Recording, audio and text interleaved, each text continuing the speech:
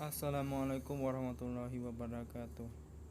Ya, di sini kita akan membahas materi selanjutnya ya teman-teman, yang berjudul pengantar statistika ya teman-teman.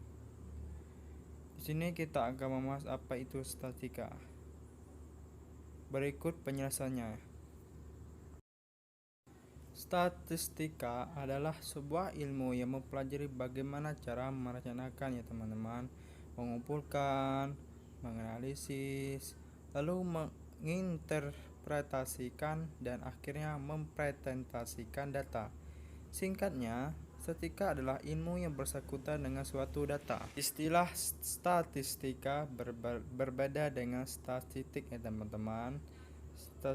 Statistika adalah merencanakan, mengumpulkan, menganalisis, lalu menginterpretasikan dan mempresentasikan data ya teman-teman. Itu yang dinamakan statistika ya teman-teman. Dan selanjutnya ada istilah statistika. Istilah statistika itu ada populasi, sampel uni, dan sampel probabilitas teman-teman.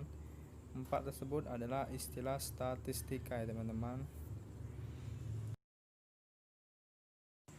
Populasi adalah seluruh objek yang mungkin terpilih atau keseluruhan ciri yang dipelajari ya teman-teman.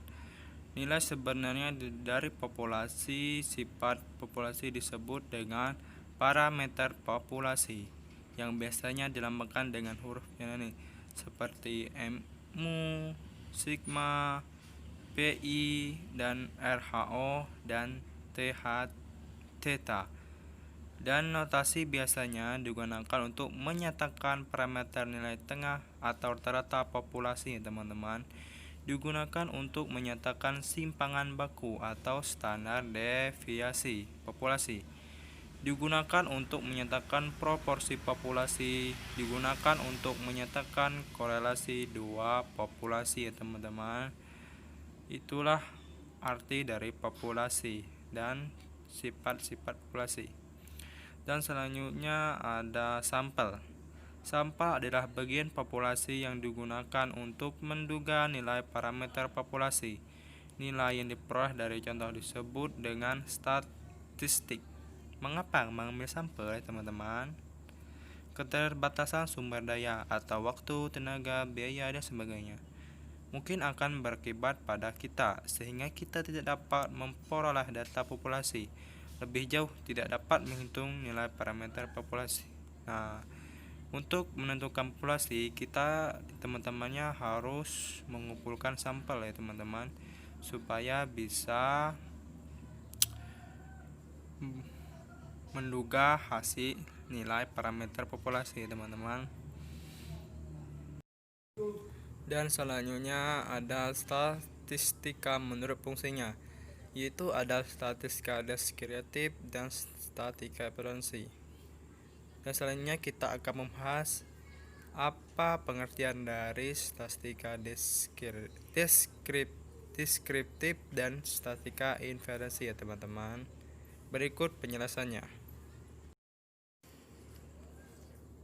Statistika deskriptif adalah menggambarkan dan menganalisis kelompok data yang diberikan tanpa penarikan kesimpulan mengenai kelompok data yang lebih besar.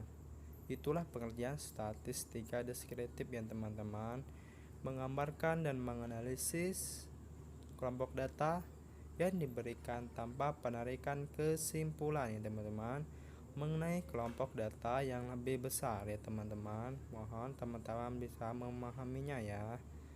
Dan selanjutnya ada statistika inferensi. Statistika inferensi itu hampir sama dengan statistika tadi ya teman-teman. Statistika inferensi menggambarkan dan menganalisis kelompok data yang diberikan tanpa penarikan kesimpulan mengenai kelompok data yang lebih besar ya teman-teman. Statistika inferensi itu menganalisis kelompok data ya, beda dengan statistika yang tadi ya teman-teman. Dan selanjutnya kita akan membahas tipe-tipe data statistika. Data nominal, disebut juga kualitatif, data ordinal disebut juga kualitatif, data interval disebut juga kuantitatif, dan data rasio itu disebut juga kuantitatif. Itulah tipe-tipe data statistika ya. Ada data nominal, data ordinal, data interval, dan data rasio. Dan selanjutnya kita akan membahas apa itu kualitatif dan kuantitatif. Berikut penjelasannya. Kualitatif adalah bukan angka ya teman-teman, atau nominal dan ordinal. Jenis pekerjaan, tanggal dan tempat lahir, tingkat pendidikan. Sedangkan kuantitatif berupa angka, interval dan rasio. Umur, tinggi badan, dan berat badannya teman-teman. Itulah pengertian kualitatif ya teman-teman. Kualitatif itu bukan angka ya. Kualitatif itu jenis pekerjaan, tanggal, tempat, dan tingkat pendidikan. Sedangkan kuantitatif itu umur, tinggi badan, dan berat badan ya teman-teman. Dan selanjutnya kita akan membahas apa itu nominal. Nominal adalah data yang menunjukkan kategori, jenis kelamin, status pernikahan, dan kepegawaian. Dan selanjutnya ada ordinal, data selain menunjukkan kategori, tetapi juga mengandung peringkat atau urutan ya teman-teman. Urutan juara data diperingkatkan, itulah data ordinal. Interval atau selang. Selang sifat ini memiliki ordinal bisa diukur beda atau jaraknya. Skala pengukur temperatur Celsius atau Reaumur atau Fahrenheit, dan pengukur gempa Richter. Rasio atau nisbah. Semua sifat interval plus bisa dibandingkan atau rasio. Waktu datanya nasabah, jumlah tabungan, luas bangunan, total produksi hasil pertanian. Itulah pengertian dari nominal, ordinal, interval, dan rasio ya teman-teman. Teman bisa juga memahaminya atau membaca yang ada di gambar tersebut bisa supaya bisa lebih jelas untuk memahaminya ya teman. Dan selanjutnya ada rumus statistika median. Median adalah nilai data yang ada di tengah setelah data diurutkan. Dengan demikian, median membagi data menjadi dua bagian yang sama.